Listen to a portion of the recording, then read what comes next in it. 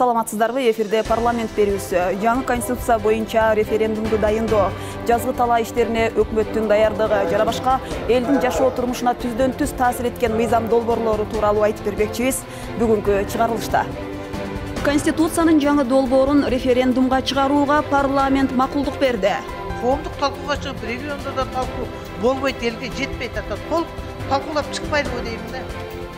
Мунай жана азык-түлүктүн баасы качан жөнгө салынат? Жөнөкөй жарандарыбыз эл кайрылып атат. Ушул баанын кескин көтөрүлүшүнө биздин өкмөт алдын ала кандай иштер жүргүзүп атат? Эл багаар дыйкандарга быйыл колдоо кандай? Парламент жазгы талаа иштерине өкмөттүн даярдыгын сурады.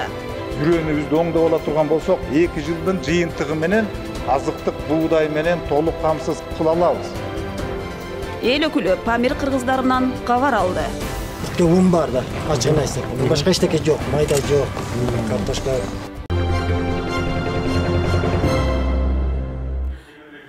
Эми ушул жана башка жаңылыктар тууралуу кененирээк тааныштырам. Жогорку кеңеште Конституциянын жаңы долбоору жөнүндө референдумду дайындоо тууралуу мыйзам долбоору талкууланып, 87 добуш менен кабыл алынды. Күн мурун конституциялык мыйзамдар мамлекеттик түзүлүш боюнча комитетте дагы жактырылган болчу. Талкуу учурунда талаш-тартыштар болуп, депутаттардын бир тобу документте карама-каршылыктар орун алганын, ошондой эле грамматикалык каталар дагы бар экенин белгиледи. Ал эми демилгечи депутаттар документтин үстүнөн кайрадан дагы лингвистикалык экспертиза жүргүзүлөрүн айтууда. Референдумду дайындоо тууралуу мыйзам долбоорун талкуулоодо парламент депутаттарынын айрымдарында ача пикирлер пайда болду. Депутаттардын бир дары тарыхый каташылык кетирбей, конституциябыз мыйзамдуу кабыл алынсын деген турумда болушту. Эл өкүлдөрү жаңы долбоор коомдук талкуудан өтпөй, ага парламент эч кандай түзөтүүлөрдү киргизе албаганына нааразы. Жок, коомдук талкууга эмне үчүн чыгарбай берсейдин да, бардык мыйзам биздин регламент мыйзамы боюнча 6 ай талкууда туруш керек, 6 ай талкуулаш керек. Коомдук талкууга чыгып, региондо да талкуу болбойт, элге жетпейт, толук талкуулап чыкпайлыбы дейм да. Жаңы конституцияны жактаган демилгечи депутаттын бири Бактыбек Турузбеков конституциялык кеңешме 3 ай бою ачык иштегенин жана кеңешке миңдей сунуштар келип түшкөнүн белгилеп, депутаттар бүгүн эмес, өз сунуштарын ошол кезде бериши керек эле деди. Бүгүн кеч. 17 ноябрдан бери сайтта да илинип турду. Өзүнчө площадка болуп, жана айтып кеткендей, 2 жолу конституционный кеңешменин курамын өзгөртүп элдин талабы менен. Ошо жерге жалаң адистер, мен дагы тактап айтып кетиш керек, адистер, конституционалисттерди кийирип, профессор, доктор науктар кийилип, НПОдон анан баягы коомдук жарандан кирбей калды деп, дагы талап кылып, указды өзгөртүп, көлөмүн составын чоңойтконбуз 98 кишиге чейин, почти 100 кишиге чейин. Депутат Каныбек Иманалиев документке Конституциялык палата корутунду чыгарып бербегенин айтты. Биз конституцияга өзгөртүү киргизүү же конституция маселесин талкуулоо үчүн сөзсүз түрдө Конституциялык соттун корутундусу керек. Ал жок экен. Конституциялык кеңешменин мүчөсү депутат Үмбөтали Кыдыралиев өз жообунда жаңы баш мыйзам элдин президенттик башкарууну тандоо боюнча талабына ылайык жазылды деди. Анын айтымында, азыркы баш мыйзамда конституцияга өзгөртүү толуктоо кийирүү тууралуу гана нормалар бар.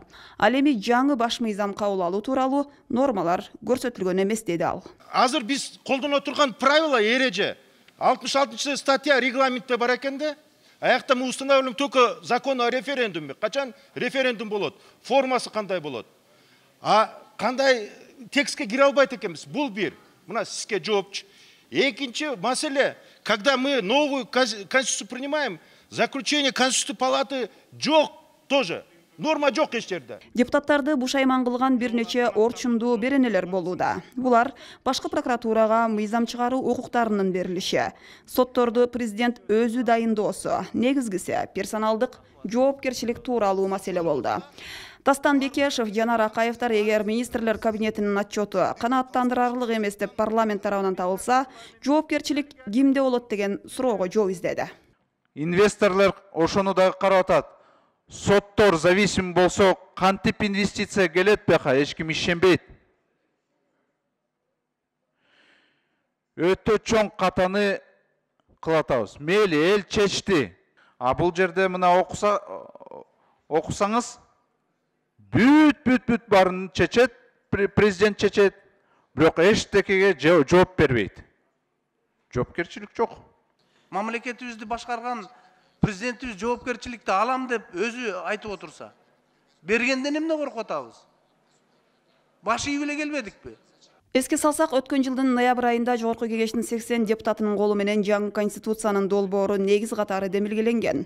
Ошентип добуш берүүдө жаңы конституцияны кабыл алуу боюнча референдумду дайындоо тууралуу мыйзам долбоору биринчи окууда кабыл алынды. Макул 87, каршы 9, баары 96, катал 96. Конституцияны кабыл алуу боюнча бүткүл элдик добуш берүү күнү 11 апрелде жергиликтүү кеңешке шайлоо менен бирге өтөрү пландалууда. Ага 60 миллион сом сарпталары жана каражат бюджеттен каралып жатканы анык болду. Кетмен чаппай нан кайда дейт. Анын сыңарындай Жогорку Кеңеште талкууланган эң актуалдуу маселелердин бири бул айыл чарбасындагы көйгөйлөр болду. Кабатырланууга чынында негиз бар. Анткени күн санап азык-түлүккө жана күйүүчү майга болгон баа кымбаттап жатат. Ал эми бүгүнкү күндө чарбагерлер, өндүрүүчүлөрдүн абалы кандай? Жогорку Кеңеш жазгы талаа иштерине өкмөттүн даярдыгы тууралуу маалымат угуп, өздөрүнүн сунуштарын берди. Кененирээк кийинки материалда. Бүгүнкү күнү элдерибизде күндө продуктуга болгон нараазычылыктар көбөйдү. Башка мамлекеттерде, кошуна өлкөлөрдө баасы токтоп турат. Кыргызстан агрардык өлкө делгени менен күнүмдүк керектелүүчү эң маанилүү азык-түлүк менен өзүн өзү камсыздай албай калган. Быйыл импортталып келген кумшекер, суумай сыяктуу тамак аштын Кыргызстанда эселеп кымбатташы айыл чарбасындагы көйгөйлөрдү түп көтөрдү. Агрардык саясатты өзгөртүү керектигине бийликтин көңүлүн бурдургандай. Жазгы талаа иштерине өкмөттүн даярдыгын талкуулоодо парламент депутаттарынын көпчүлүгү азык-түлүк тартыштыгын алдын алуу боюнча сунуштарды берип, айыл суу чарба министрлигинин алдына чоң милдеттерди койду. Масло, да, растительное масло хлопковое. Кому хорошо? Всем хорошо. Почему такое не делается? На 25 гектарах можно подсолнечник подсеять и опять вопрос масла решить. Министр Аскарбек Жаныбеков быйыл дыйкандарды колдоо боюнча иш-чаралар адаттагыдай жүрүп жатканын маалымдады. Ал ырастагандай базар баасынан 2 сомго арзаныраак, тагыраагы 40 сомдон күйүүчү май аймактарга жеткирилмекчи. Дыйкандарга арзан насыя үчүн каралган 6 миллиард сом берилүүдө, техника 90%га даяр. Быйыл 700 000 гектар жерге эгин эгилет дейт министр. Эгерде биз бүгүн, урматтуу депутаттар, сиздердин колдооңуздар менен үрөөнүбүздү оңдоп ала турган болсок, 2 жылдын жыйынтыгы менен 23 жылдын күзүндө биз өзүбүздү азыктык буудай менен толук камсыз кыла алабыз. Депутаттар жеңилдетилген кредитке чарбагерлердин 10% гана жетип жатканын айтып, айыл чарбасын каржылоону айыл банктан алып, министрликтин өзүнө берүү сунушун айтышты. Тармактык комитеттин төрагасы парламент радиосуна берген интервьюсунда лизингке бөлүнгөн акча дагы жетишсиз деди. Кредит маселесинен алганга кыйналып атат. Объем бүгүнкү күндө 6 миллиардка чейин бөлдүк деп атышат. Бирок бул өтө аз. Анан алууга келгенде дагы өтө мындай көптөгөн тоскоолдуктар бар да. Залог маселесинде, техника ошо лизингде деле 580 миллион бөлүптүр лизингке. Бул деле аздык кылат да. Министр гидрометтин божомолуна таянып, быйыл суу тартыштыгы болорун эскертүүдө. Сууну рационалдуу колдонуу чараларын көрүү зарылдыгын айтты. Депутат Кенжебек Бокоев өзүбүздүн дыйкандарга бекер берилбеген сууну кошуна өлкөлөргө дагы сатуу керектигин дагы бир ирет көтөрдү. Анткени сууну топтоп сактоодо бюджет оңбогондой чыгымга дуушар болуп келет. Союз учурунда суу колдонуу боюнча келишим ал доордун аякташы менен бүткөн деп эсептейт эл өкүлү. Киров суу сактагычына кайрылсаңыз, 2000 гектар жер суудун астында калып атат. Коңшуларга сууну чогултуп, эмнеге бекер беребиз? Анын сельхозпотеря, упущенный выгода каякта ошол 2000 гектар жерден. Мен ойлойм, 1 жылда 1 миллион доллардын тегерегинде ошол таласка фондко, Токтогул водохранилищеде кылып туруп, казак коңшулар тарабынан ошол жерге каражат түшүп тура турган кылыш керек. Ал эми айрым экспортко багытталган айыл чарба өнүмүн сата албай башкатырган учурлар жылда болуп келет. Жаңы дайындалган министр быйыл дыйкандар эмне эгерин болжоп алышканын айтып, эмдиги жылдан гана тартып, ар башка дуанга сунуштар берилет дейт. Парламенттик талкууда депутаттар эпизодикалык абалды көзөмөлдөн чыгарбоо, үрөн асыл тукумдуулукту арттыруу сындуу алгылыктуу ой пикирлерин кошту. Өкмөттүн жазгы талаа иштерине даярдыгы сунуш пикирлер менен эске алынды. Аркыл маселелер сааты өлкөбүздүн ар башка тармактарындагы олуттуу маселелерди түп көтөрдү. Бул албетте күйүүчү майдын, тамак аштын кымбатташы, ошондой эле токтоп калган мектептердин курулушу тууралуу болуп, депутаттар өкмөттүн астына тапшырма койду. Урматтуу депутаттар, ар жылы эл депутаты Дастан Бекешев коррупция беренеси менен кармалган Жылдыз Чодобаеваны үй камагынан чыгарса болбойбу деген маселе көтөрдү. Кече анын апасы келген. Бизде залогко төлөгөнгө акчабыз жок дейт. Үй бүлө жөнөкөй үйдө жашайт. Күйөөсү болсо айдоочу экен.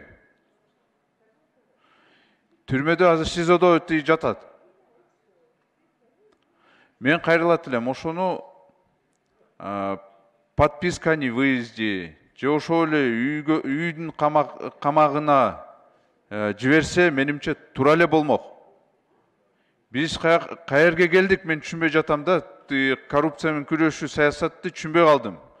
Акчасы бар болгон кишилер төлөп мына үйдө жатышат. Кээрти частный жеке менчик клиникада жатышат.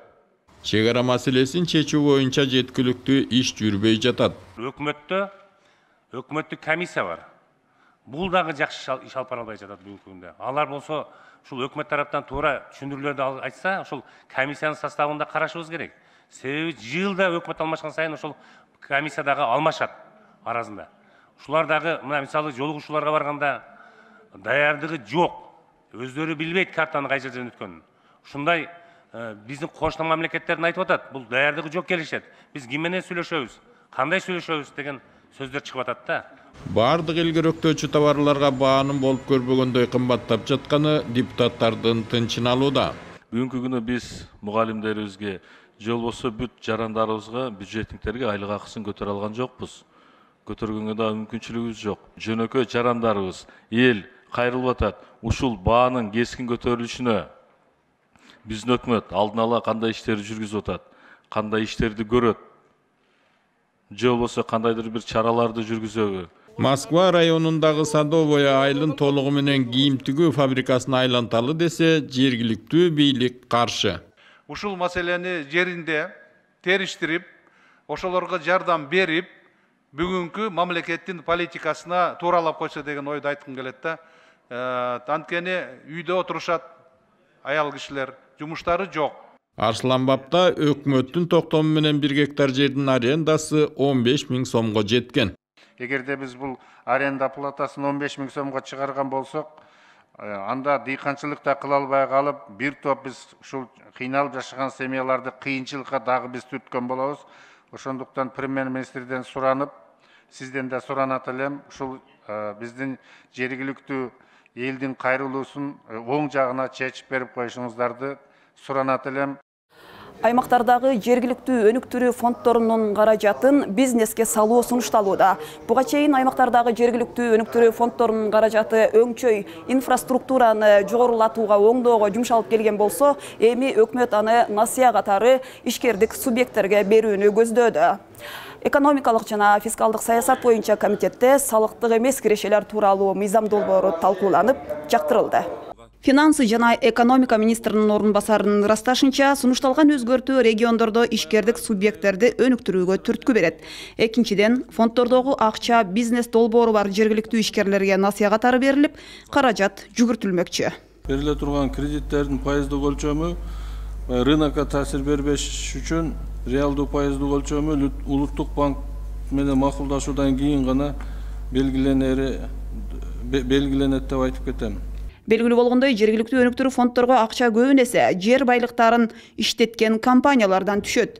Өкмөт өкүлүнүн маалыматына ылайык, эгер кендин кору 50 тоннадан жогору болсо, жергиликтүү фондко 20%, райондук өнүктүрүү фондуна 30% акча чегерилет. Бир жыл ичинде жергиликтүү өнүктүрүү фонддоруна 2 миллиард 800 миллион сом түшкөн. Ага 888 долбоор ишке ашкан. 7 жаңы мектеп курулуптур. Бала бакчалары курулган, мектептин ремонтторуна кеткен, фаптары курулган. Анткени менен эл өкүлү Айнура Осмонованын айтымында, жергиликтүү өнүктүрүү фонддоруна түшүп жаткан акчаны кантип, эмнеге жумшалып жатканын эсеп палатасы дагы, каржы министрлиги дагы көзөмөлдөй албайт. Каражат максатсыз жумшалып жаткан учурлар арбын дейт ал. түшкөн акчалардын бир мындай результативный майнактуу иштетиш үчүн бир государственный немеге эле надзорго алып туруп, анан кийин ошол жашап аткан ошол жердеги жергиликтүү тургундар дагы ошол акчанын түшүп, ошол акча элге бир кызмат кылышын сезиш керек да. Элдер мына ошону сезбей, анан кийин жана инвесторлорду кубалап атканын дагы бирден бир себеби ошол деп эсептейм мен.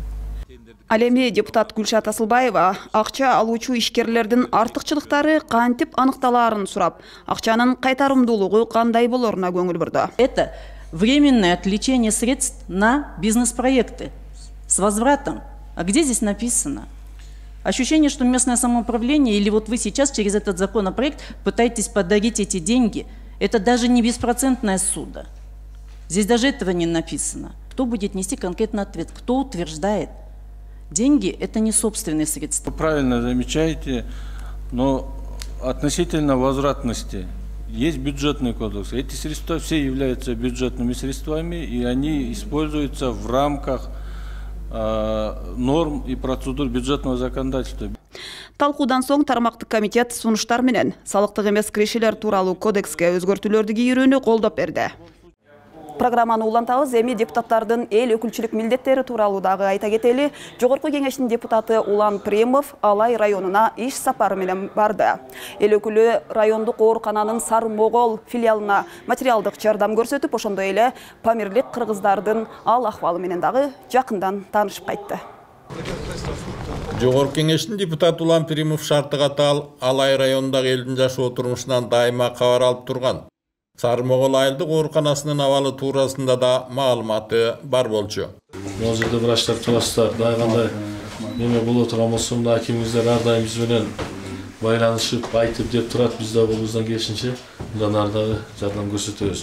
Бул бир гана Сары-Могол айыл өкмөтү эмес, Алай районунда 14 айыл өкмөт болсо, ошол 14 айыл өкмөткө тең бүгүнкү күнү биздин фонд мүмкүн болушунча жардам берип келатат. Буга чейин элдин ар кандай өтүнүч талаптарын аткарып келген эл депутатына жергиликтүү эл ыраазы. Материал колдоо көрсөткөндүгү үчүн ыраазычылык билдиребиз. Ишиңизге ийгилик каалайбыз.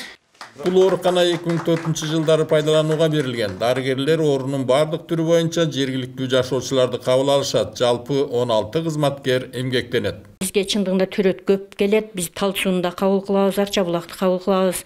Кээде Сарташтан да келет. Анан бизде бир эле койка, бирок төрөттөр көп келип, анан ушу шаймандар жок, кээде кыйналып неме болуп калчубуз. Азыр эми шаймандар келди, Кудайга шүгүр, чоң рахмат, бизге жетиштүү болот деп ойлойм эми. Депутаттын кийинки сапары Талды суу айыл өкмөтүндө уланды. Жогорку кеңештин депутаты Улан Премов 4 ай мурун көчүрүлүп келинген памирлик кыргыздардын абалы менен таанышып, элдин көйгөйлөрүн укту. Un бар да, ачыгын айтсак, башка эчтеке жок, майда жок, картошка да жок. Памирлик кыргыздардын абалы менен жеринде таанышкан эл өкүлү аларды чечүү боюнча аракеттерди көрөрүн белгиледи. Продуктлардын баардыгын биз жөнөтөбүз, мына өкмөт турат. Андан кийин башка дагы өзүңүздөрдүн жашоо турмушуңуздарга тиешелүү маселелерге уже бир топ дагы мамлекет тарабынан маселелер чечилип калат, буюрса. Ушул жолку сапарында Жогорку кеңештин депутаты Улан Премов Ош шаарындагы рекорд окуу борборунда дагы болду.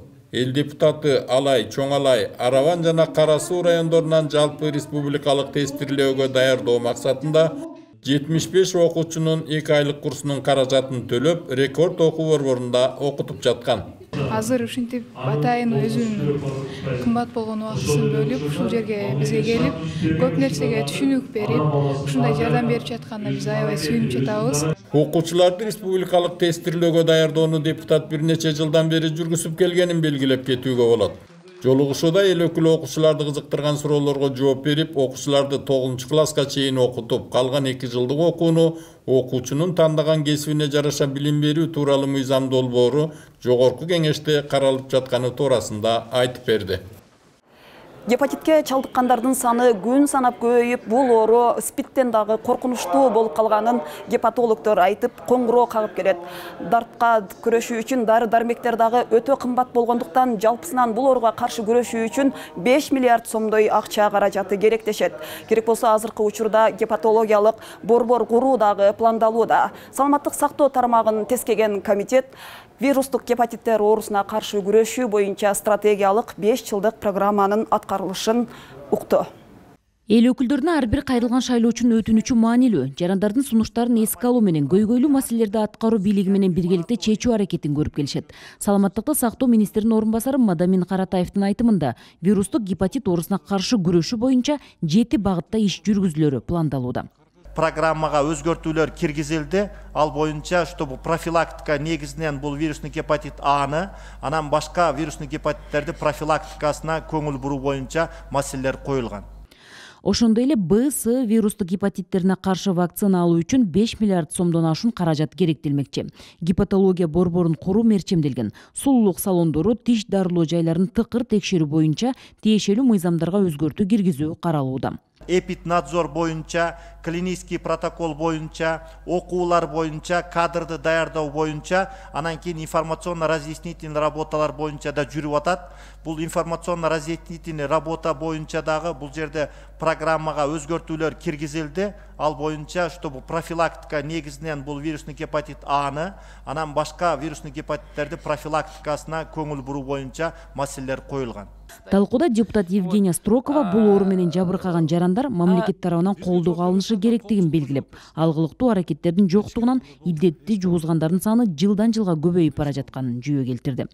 Доступа к таким препаратам, как тенофовир, алафамид, от которого зависят жизни большинства больных вирусным гепатитом Б.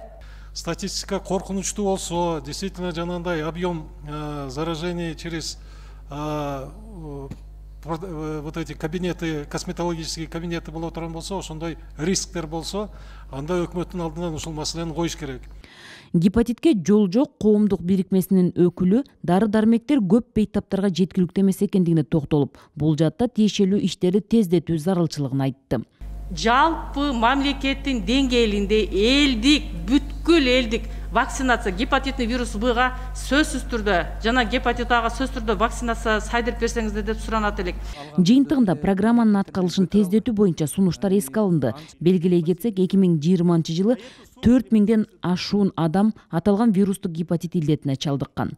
Эң кооптусу жарандардын көпчүлүгү текшерүүдөн өтпөйт. Статистикалык маалыматтарга караганда, жылына жуктуруп алгандардын саны 8000ден ашат. Кыргыз сот аялдарынын коомдук бирикмесинин кезектеги жылдык конференциясы болуп өттү. Бул конференцияга Жогорку Кеңештин дагы бир катар депутаттары катышты. Атай кетсек, бул ассоциация менен Жогорку Кеңештин айым депутаттар форуму акыркы убактарда жигердүү кызматташып келет. Теманы кабарчыбыз улантат. Айым судьялардын өзүнчө ассоциацияга биригип иштей баштаганына бир нече жылдын жүзү болгон. Ал эми алардын Жогорку Кеңештин депутаттары менен тыгыз кызматташып, атайын аянтча түзүп, пикир алмашып отурушканы өзүнчө кеп кылууга арзыйт. Абдан пайдалуу аянтча максаты болсо, мисалы үчүн соттор чечим чыгарганда, мисалы үчүн биз мына эрте турмушка чыккан кыздардын кейси деп коебуз, мындай ошолордун кылмыш иштерин анализдеп чыгышат да. Ушуга окшогон темаларды алабыз дагы, анан соттордо кандай каралып жатат да. Биринчи инстанцияда кантип каралат, эмне себептен мисалы үчүн үй бүлөдөгү зомбулук сотко жетпей калат, адвокаттар кандай, ушунун баардыгы бизди мындай мыйзам чыгарууда бизге жардам берет. Өз ара баарлашуунун мындай формасы өз кезегинде мыйзамдардагы мүчүлүштүктөрдү анықтоо, аракеттеги мыйзамдарды анализдөө жана мыйзам чыгаруу органына анализдердин жыйынтыгын жана сунуштарды берүүгө жакшы өбөлгө болот. Суд практикасында каралып аткан, например, 8 статьяны алабыз уголовный кодекстен. Ошол 8 статья боюнча жанагы гендерный преступление деп атпайлыкпы, ошол 8 статья боюнча биз 4 жылдын ичинде соттор кантип карады бул иштерди, кандай мүчүлүштүктөр бар экен деген анализди 2017 жылдан баштадык. Ал жерде да рекомендациялар болгон, алардын баардыгы Жогорку Кеңешке берилген. Ар бир ошо жылдык конференцияда биз өзүбүзчө рекомендация кабыл алабыз дагы, аны бүт баардыгы жанагы чече турган мамлекеттик органдарга беребиз. Мына бүгүн дагы жанагы айтып кеттик, жаш өспүрүмдөр менен никеге туруу деген нерсеге биз дагы азыр мына Жогорку Кеңешке 3 рекомендация берип атабыз. Гендердик теңчилик, аялдардын жана балдардын укугу, үй бүлөлүк зомбулук маселелерине көбүрөөк көңүл бурулуп, мындай көйгөйлүү маселелерди мыйзам чегинде чечүүнүн жолдорун иликтөөгө, айымдар аянтчасында айрыкча басым жасалып келатат. Гендердик теңчилик боюнча мисалы үчүн сот системасы жакшы да, алдыда Борбор Азиядагы, анан КМШ чөлкөмүндөгү алдыда турат, сот айымдарыбыз көп, бирок биз ошону дагы мындай сактап калышыбыз керек. Жогорку кеңеш дагы бир катар мыйзамдарды кабыл алып бердик. Мисалы үчүн жергиликтүү кеңештерге квота 30%, жогорку кеңеште мисалы үчүн аял кетсе ордуна аял келсин деген. Азыркы жаңы конституцияда дагы бир катар мындай тобокелчиликтер бар, ошол боюнча дагы иштеп атабыз да. Мисалы үчүн жарымы мажоритардык болуп калса, 90 депутаттын саны кыскарып, 120дан 90га чейин кыскарып, анан жарымы бир мандаттуу округтан келип калса, анда аялдар келбейт дегенди түшүндүрөт. 45-тин ичинен партиянын ичинде аялдардын квотасы кандайча сакталат? Мурдагыдай эле аялдар келеби же аялдардын саны кескин азайып кетеби кийинки парламентте? Ошол маселелер боюнча биз мына эксперттер менен иштеп атабыз. Бардыгы сакталыш керек дегенчи. Пандемия учурунда канын жанын аябай оорулууларга жардам көрсөтүп, кызыл зонага кирген медайымдарды сыйлоо аземи болуп өттү. Бул иш-чара 8 март аялдардын эл аралык күнүнө карата уюштурулду. Иш-чараны жалаң айымдардан куралган кайрымдуулук фонд уюштуруп, ага жогорку кеңештин депутаттары жана өкмөт мүчөлөрү катышты. Салтанатта сөз сүйлөгөн депутат Жылдыз Мусабекова уюштуруучуларга жогорку кеңештин ыраазычылык барактарын ыйгарды. Бүгін көріп атасыңар, медицина кызыл зонада иштеген медицина кызматкерлерине конкурс уюштуруп, башкы байгесин автомобиль кылып, андан сырткары мына Турцияга путевка, Ысык көлгө путевка, машина, кир жуучу машина, холодильник деп баарын коюп, ошо медицина кызматкерлерине көңүл буратат. Спорт жөнүндө мыйзамдардын өзгөрүшү тууралуу дагы айта кетели. Кыргызстанда жалпы жонунан 300дөн ашуун спорттук бирикмелер иш алып барганы менен алардын 100дөйү гана каттоодо турат. Андыктан юридикалык спорттук жактарды мамлекеттик каттоодон өткөрүү тууралуу мыйзам долбоору сунушталууда. Эгер мыйзам долбоору жактырылып күчүнө кирип калса, анда ондогон спорттук бирикмелер башы бириктирилип, бир гана жооптуу уюм пайда болмокчу. Мыйзам долбоору юстиция тармагында юридикалык жактарды спорттун түрлөрү боюнча каттоонун жол жобосун тартипке келтирүүгө багытталууда. Демилгечилердин айтымында спорттук федерациялардын жана бирикмелердин реестри жөнгө салынмакчы. Мындай аракет федерациялардын ортосундагы карама-каршылыкты жоюп, спортту өнүктүрүүгө шарт түзөрү айтылууда. Бул мыйзам долбоорун биз федерациялар көп да биздечи. Бир спорттун түрүнөн эле 3төн 4төн 5тен ачылгандар бар да. Ошолордун ортосунда ар дайым чыр болуп келет. Бири-бирин угушпайт. Даже чет жакка чыкканда да бири-бири менен баягы туура эмес мамилелерин көрсөтүп, мамлекеттин аброюна дагы шек келтирет да. Ошонун негизинде бул федерацияларды кайра каттоодон өткөрүүгө мыйзам долбоорун киргизгенбиз да.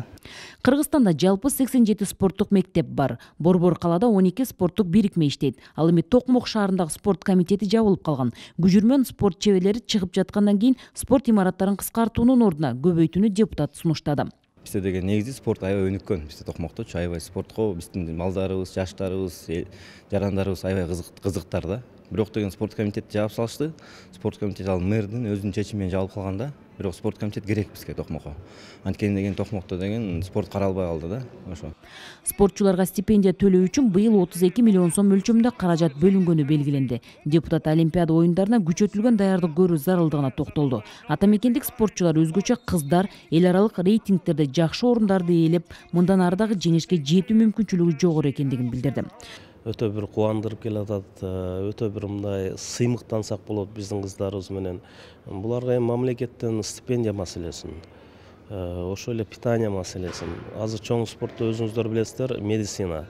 Көп жакта медицина, спортивный медицина деген ушуну өздөштүрүш керек. Ар качан өзүнүн витаминдерин же болбосо өзүнүн керектүү нерселердин баардыгын ошол жерде карап, тактап туруш керек да. Бул кыздарыбызга үмүт өтө чоң. Олимпиадада сөзсүз түрдө алтын медаль жана башка медалдарды алып келет деген чоң үмүттөбүз да. Ошондуктан буларды мына бүгүнкү күнү мамлекет баардыгын коюп, биздин ушул спортсмендерибизге, особенно мына кыздарыбызга өтө жакшы көңүл буруш керек деп айтат элем да.